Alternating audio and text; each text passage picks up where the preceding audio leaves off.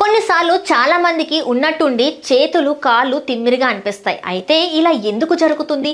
దీనికి కారణాలేంటో ఇప్పుడు తెలుసుకుందాం. ఎక్కువసేపు ఒకే స్థితిలో కూర్చోవడం లేదా నిద్రపోవడం వల్ల చేతులు కాళ్ళు తిమ్మిరికి కారణమవుతాయి.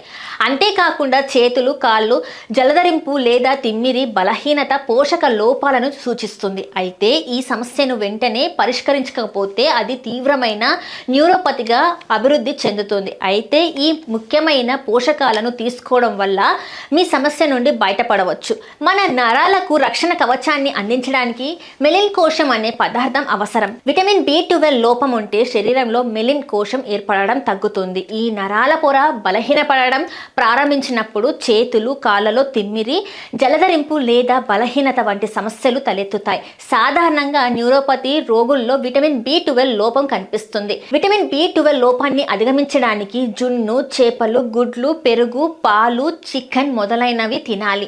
మన నరాలు సరిగ్గా పనిచేయడానికి నిరంతరం శక్తి అవసరం. విటమిన్ B12 మన నరాలకు శక్తిని అందిస్తుంది. శరీరంలో దాని లోపం ఉంటే మన నరాలు క్రమంగా బలహీనపడడం ప్రారంభిస్తాయి.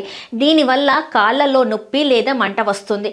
విటమిన్ B12 మన నరాలకు ఇంధనంగా పనిచేస్తుంది. నరాలలో సరైన మొత్తంలో లేకపోతే చేతులు కాళ్ళలో తిమ్మిరి కనిపిస్తుంది.